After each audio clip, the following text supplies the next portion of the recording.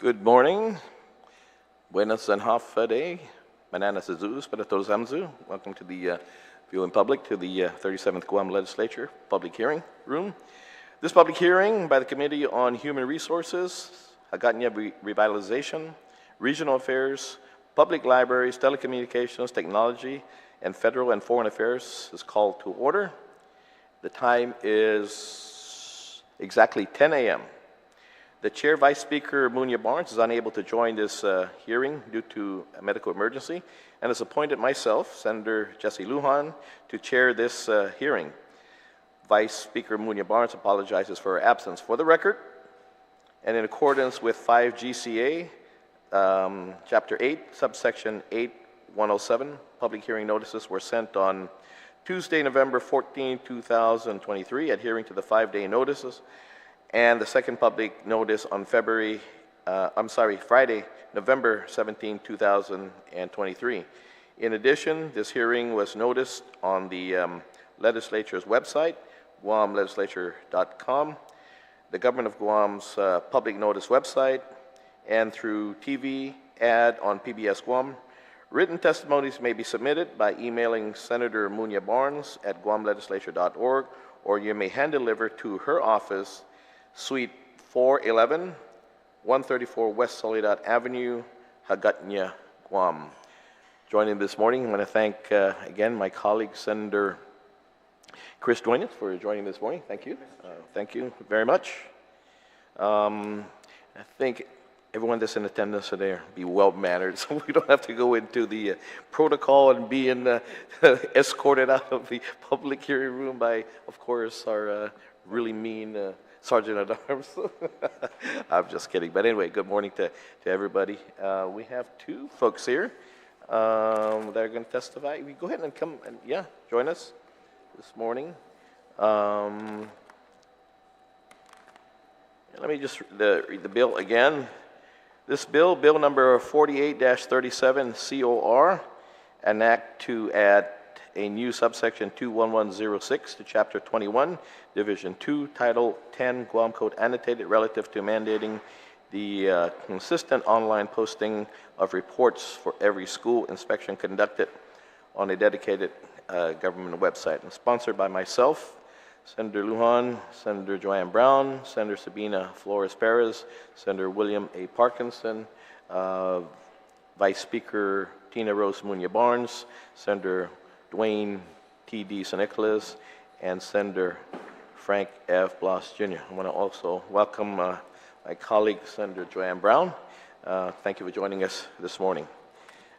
Good morning, panel.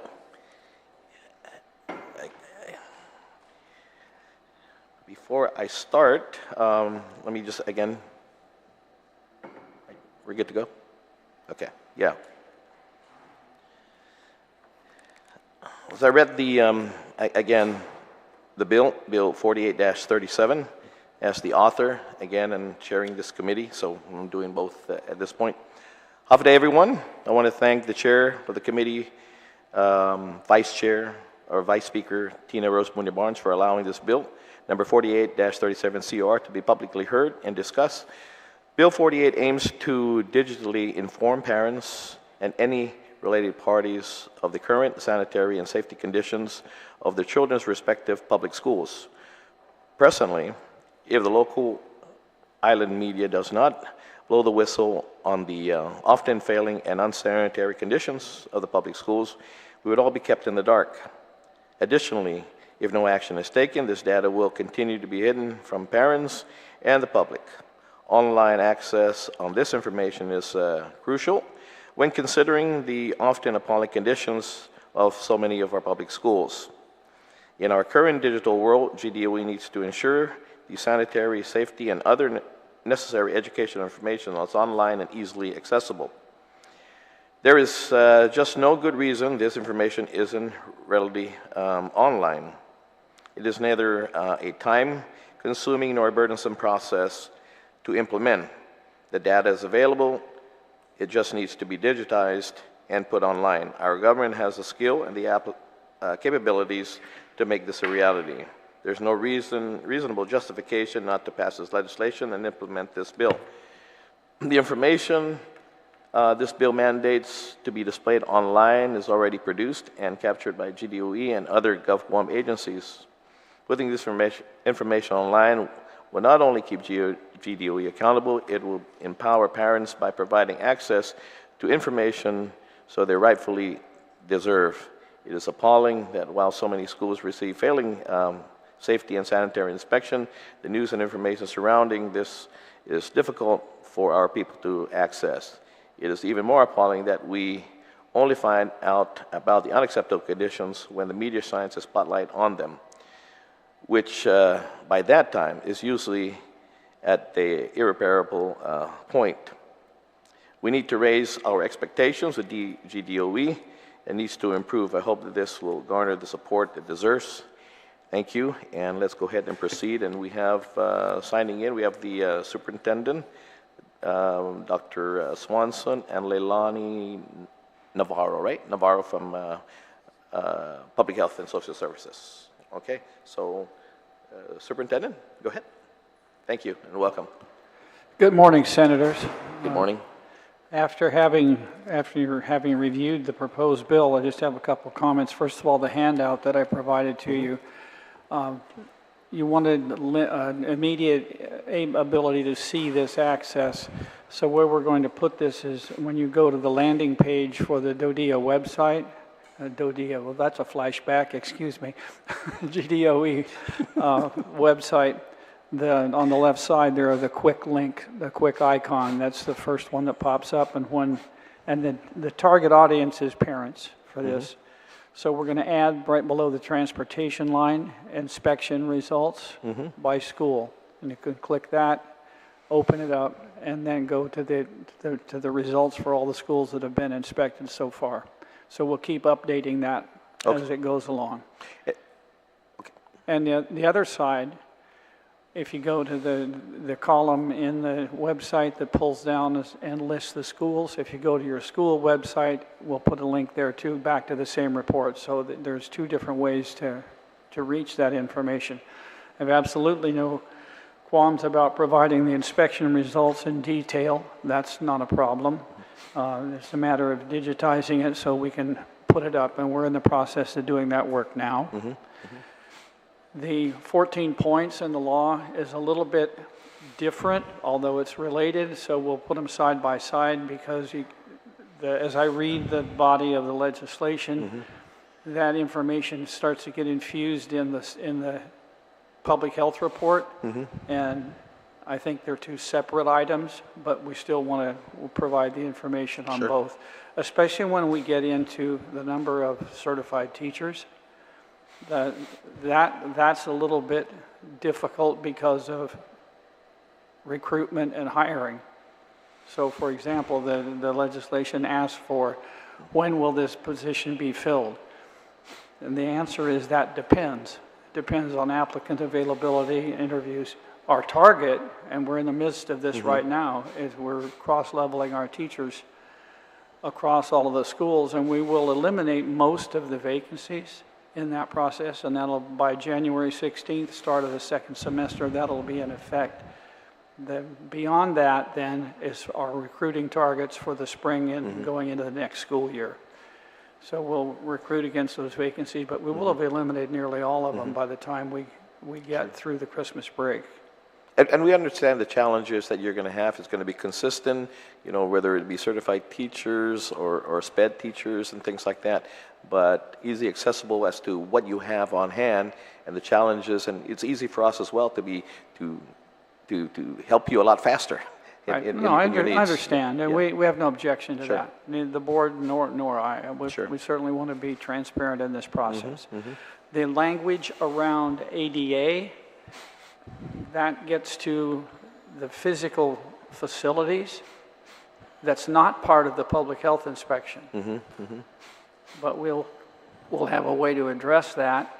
The second part with regard to assistance to students, that becomes confidential information, and because of the special ed laws around which IPs are on which campus, certainly we have to respond to that, and we will, but we have to be careful about how it's memorialized in the law.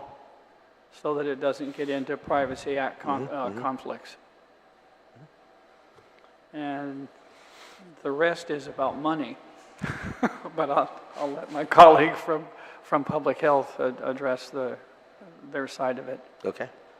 Well, thank you very much. No, I think that's all doable. And again, we understand the challenges. I think what we want is just more transparency. And likewise, we've had numerous roundtables and public hearings and all that. And we don't want to just know, based on those coming forward for roundtables or public hearings.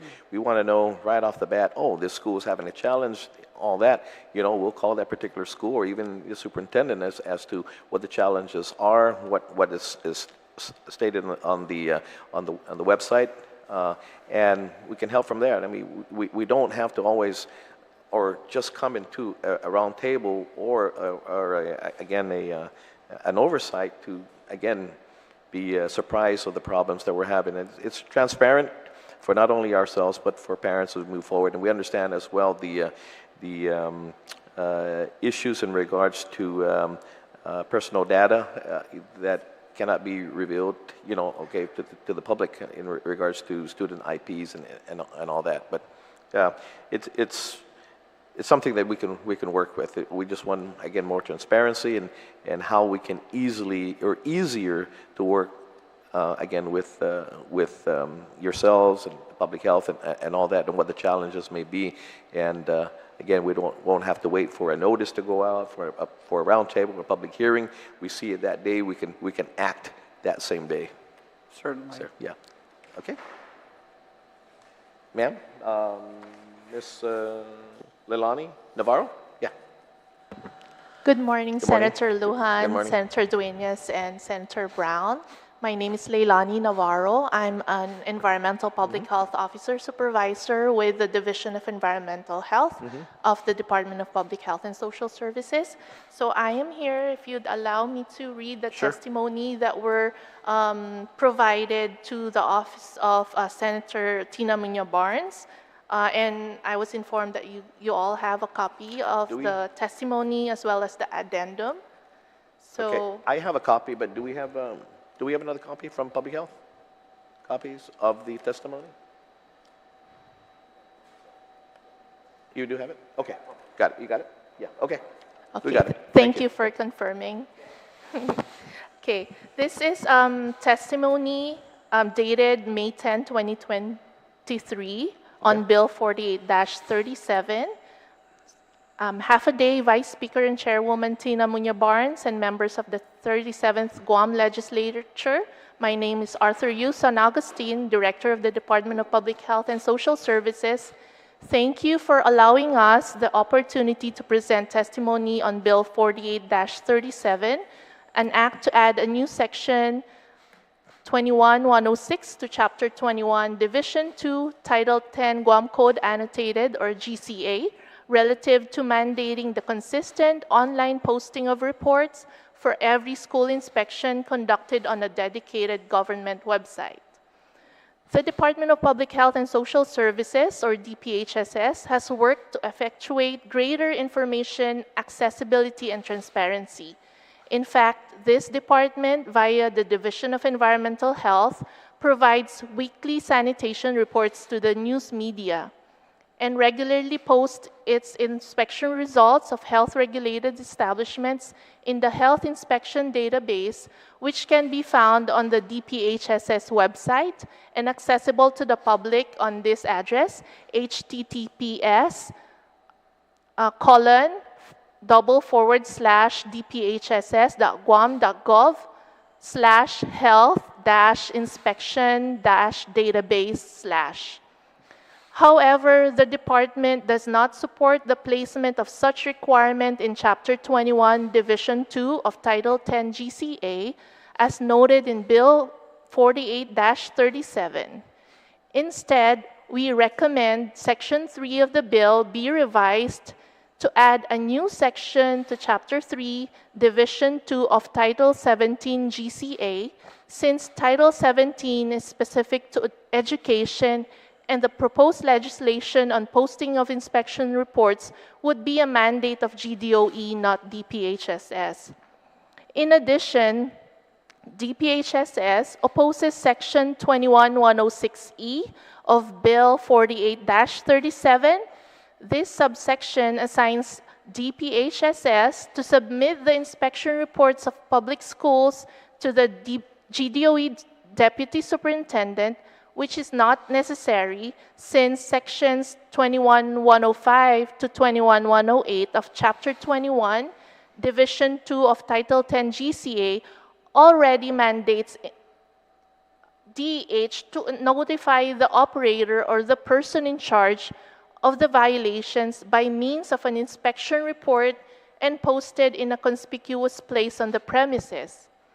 Upon issuance of these reports, the inspectors of DEH discuss the violations, the requirements, and the public health rationale with the school principals. Thus, the school principal who serves as the PIC of his or her school is informed of the details of the inspection and should be responsible for ensuring that the GDOE Deputy Superintendent is kept apprised of the inspection results and given a copy of such report. We thank you once again for allowing us to provide our testimony and ask the members of the 37th Guam Legislature to take into consideration the department's recommendations. Si Juos Maasi, signed Lauren Dueñas for Arthur U. San Agustin Director. And then there's the addendum. Okay, go ahead. Yes, dated November 20th, 2023. Okay, addendum to May 10, 2023 testimony on Bill 48-37. Half-a-day Vice Speaker Tina Muña Barnes and members of the 37th Guam Legislature. This is an addendum to a previously submitted testimony on Bill 48-37, an act to add a new Section 21106 to Chapter 21, Division 2, Title 10 GCA, relative to mandating the consistent online posting of reports for every school inspection conducted on a dedicated government website. In addition to the reasons DPHSS stated in its May 10, 2023 written testimony opposing Bill 48-37, we provide the following.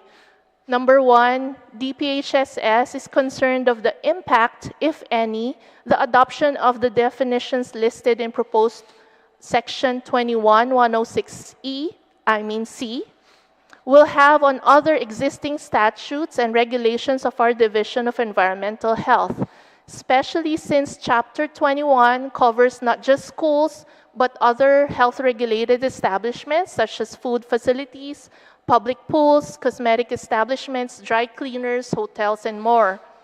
Several of these terms in the proposal are used frequently in existing regulations not associated with school sanitation. If Bill 48-37 is adopted, will these terms become the definitions of existing and future regulations of health-regulated establishments noted in Chapter 21 by default? Also, it's evident that Bill 48-37 is specific to GDOE schools, yet the definition for school in the bill is applicable to every public and private schools, including institutions of higher learning. Number two, if Bill 48-37 is enacted and GDOE fails to comply with its provisions, it appears DEH will be required to enforce them since Chapter 21, Title 10 GCA is a statutory mandate of the division. What actions, if any, is this department expected to take if GDOE does not comply? We thank you for allowing us to provide this addendum to our earlier written testimony. Si Juas Maasi, Peter John Camacho for Arthur U. San Agustin, Director. Thank you. Okay, thank you, Ms. Navarro. Thank you. I want to also welcome the Chairman of Education, Senator, of course, Chris Barnett. Thank you for joining us. Yeah, thank you. Questions, Senator Dueñas? First of all, I wanted to thank the superintendent for his attendance and willingness to work with us on this. I think that, you know, the goal here, of course, I think is what is the driving force behind what we're trying to accomplish. There's no question that there's been a hyper-focus on our Department of Education. Fundamentally, I think because of all of our concerns, and I think it's shared across the government as well in terms of the welfare of the children, and also because of the ability of the public to kind of follow along as well. As you read your testimony, ma'am, I'm sorry, your name again? Yeah. Leilani Navarro. Leilani, I know you're, you're the messenger, but one point I wanted to make is that I think in the testimony there seems to be, with the exception of possibly amending a section, more of pointing out the problems instead of trying to help us with the solution. So maybe you can take that back to the director. I want to work with the author and the committee to relook at things. I also think, can I just get maybe this question you will be able to handle in terms of your overall review and your area of authority. In the event definitions are outside of what may be in definitions of schools, is there a non-applicable that is usually administered by the department when they're doing overall inspections, particularly of other facilities, of a situation whereby something would be not applicable to that area of concern? Because in my simple reading, I think most of these things are items which would be inspected at a school. But we could delete them, but I was just wondering if it's a technical practice, because I've been a part of other institutions that employ inspections as well on a kind of a universal basis. And when there's a non-applicable, of course, it's understood. You're not going to hold a violation against something that doesn't apply. But is that a practice sometimes in your field? Well, each of our rules and regulations have their specific statutes. For example, swimming pools, and then there's a separate statute for cosmetology or hotels. So each of those have they may be similar in definition, but not exactly the same. So, for example, I'll give an example on section 21106 C of the proposed bill 48-37. Okay. First, the permitting documents. In general, the sanitary permit is our permitting document. The construction permit is not a responsibility of public health. I believe it's with the Department of Public Works. Also, under section 21106D1, accessibility and accommodations, and as well as certified instructors, these categories are not included in our mandates or not reported in our inspection reports because primarily the Division of Environmental Health is concerned with the health and safety and not accessibility and accommodations, which is, I believe, would have to fall under Department of Justice or DCID. And then certified instructors, we don't have the authority to place this on our regulations as well as on the inspection reports. Okay, so if the committee then, it seems like if the committee were to review the recommendation, and I guess I'll bounce back to the superintendent, that it sounds basically like Department of Public Health just wants this to be a mandate associated strictly with Department of Education, although I would imagine about 90% of these regulations are such that are enforced based on sanitation permits and the like. I think in your testimony, Mr. Superintendent, you basically agreed that this is going to be a mandate of yourself, or is that not the case? Yeah, I certainly agree on the reporting requirement and the availability, and the points that she just made about these are not within their purview and they are within ours, and we just need to have a clear delineation of what belongs to the Department of Education and what belongs to the Department of Health. Thank you. So going back to a final question for Public Health. So OTEC has a favorable testimony. Do you use Office of Technology as a line agency in terms of coordination, collaboration, and the like, in terms of your online requirements and reporting requirements? So we do regularly communicate with the Office of Technology if we encounter any issues with our DPHS website or the health inspection database. So we know who to work with, and they're very responsive, and that's why we're able to maintain that website as well. So I'm going to consider the testimony as constructive for my basis, because I think this is an important bill. And I'm sure the committee and the author will continue to review as we go forward. But I think anything in this day and age that we live in now that gives parents and the public whose taxpayers are funding and these operations of the government, as well as the well-being of the facilities and how they affect our children, I think is pretty much a no-brainer, at least for me. Having it at the click of a finger, to be able to do that, I think it just builds in, transparency and accountability for all of us. We can check, but then we can also continue, even as a government, to become part of the solution. So thank you both for your testimony, and Mr. Chairman and the author of the bill. I'm glad that we had a favorable response from OTEC. It doesn't seem like anything's insurmountable, notwithstanding the objections of public health for now. I think that we can easily take care of some of these things within the bill. But those are my comments for now, and thank you, Mr. Chairman, and thank you once again, both of you, for being here. Happy Thanksgiving to you and your families. Thank you, Senator Duenas. Senator Brown. Thank you very much, Mr. Chairman. Certainly good morning to all of you for joining us this morning on this particular bill, Bill 48. I'm certainly supportive of this bill, and I appreciate, Dr. Swanson, that you've essentially are looking at how you can delineate with public health, so you know specifically online what your responsibilities are as a result of the inspection, and that becomes a non-issue for public health.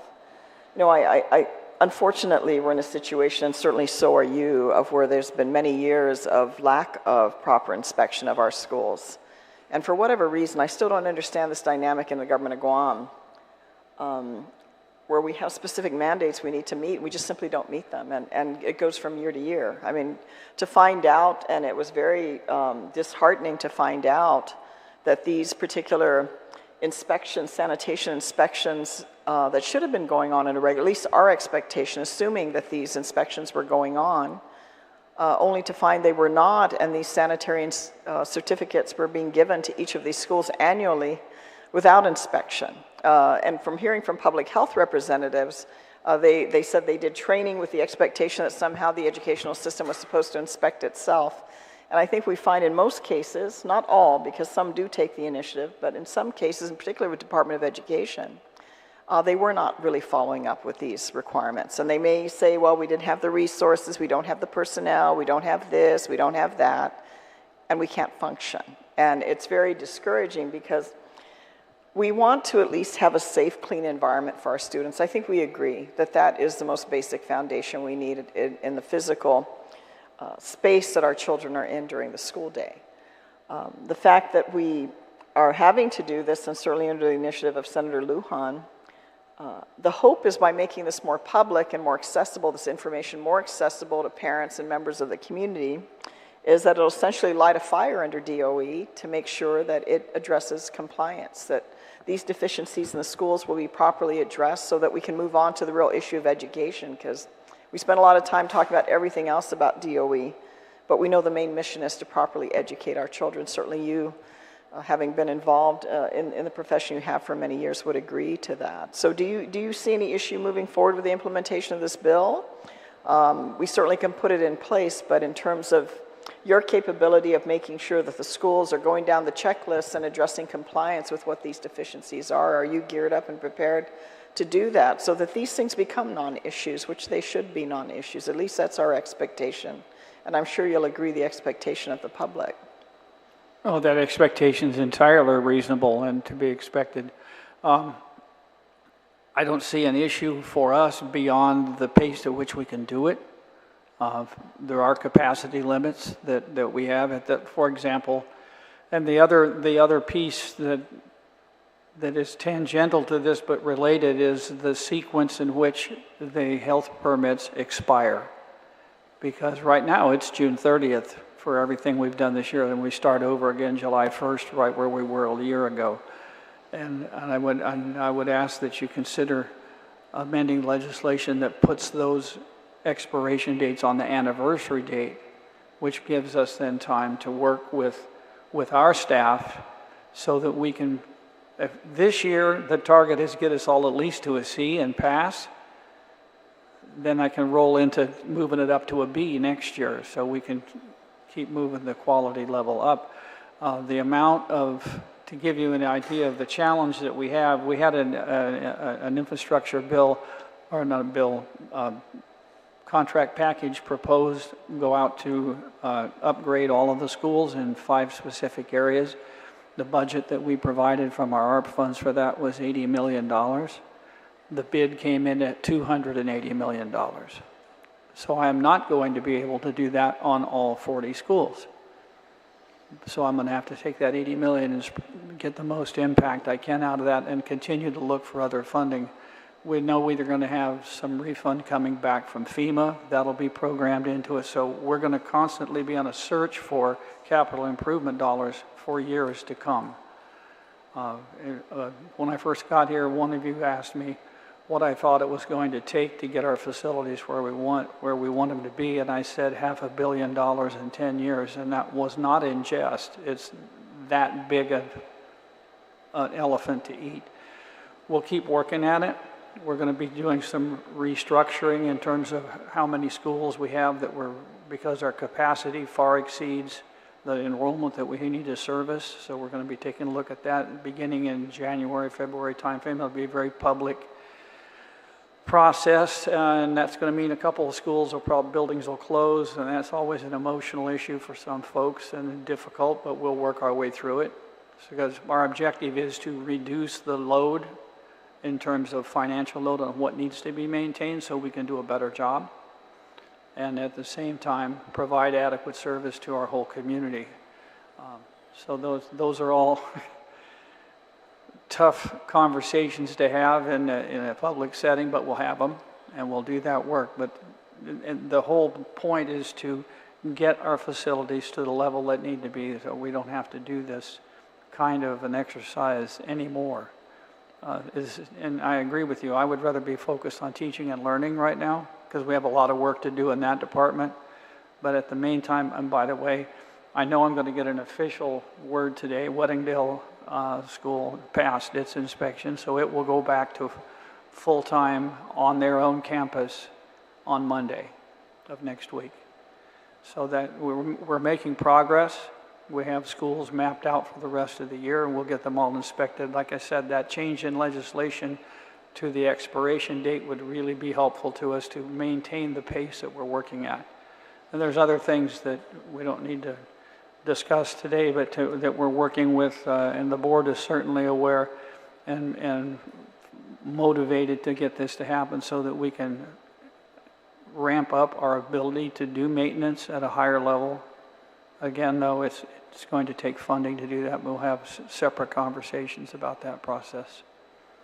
Well, I appreciate your response, and I agree with you. I've heard these public statements that all these permits are going to expire at the same time, which doesn't make very much sense because public health has come before us and told us with their staffing capacity they don't have the ability to simultaneously do all these inspections, plus address all their other mandates of inspections of restaurants and other facilities that they're required to do. So I think that should be a simpler change. It would make more sense, obviously, that they expire on their anniversary so that we have an opportunity, you know, for them to continue, but not, because if it all expires at the same time, everything's going to come to a standstill, and you're going to have schools that have no sanitary permits that are valid.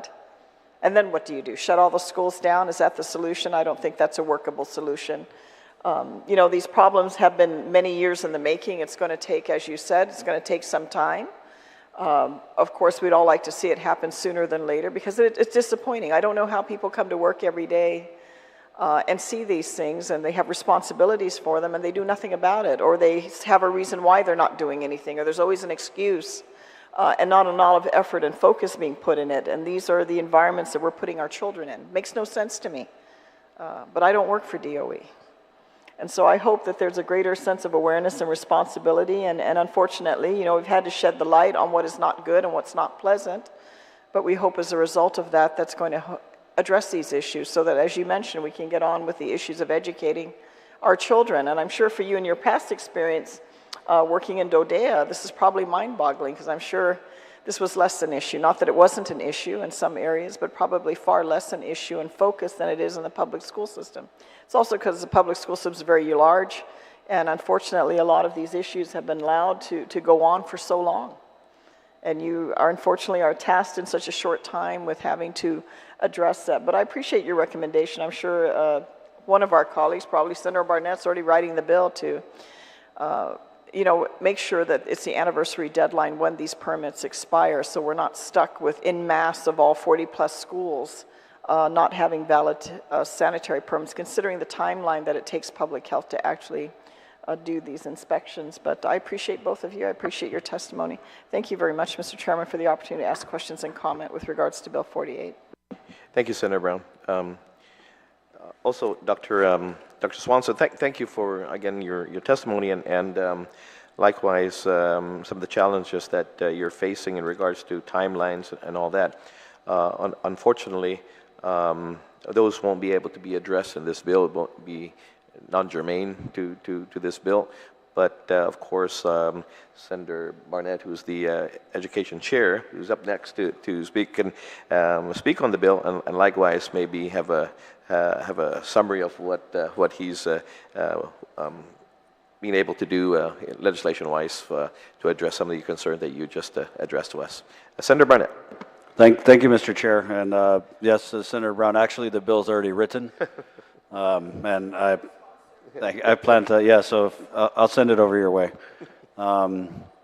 Superintendent, do you support this bill? I'm sorry, what was that? Do you support this bill? Yes. Okay. Thank you. I think there needs to have some clarification in language, but in principle, yes. Right. No problem with it. And the principle is the more transparency, the better. And I wholeheartedly support this bill. I'd like to be added as a co-sponsor on the floor if at all possible, but I agree with it because I get a lot of calls from parents who ask me for copies of the school inspection reports, and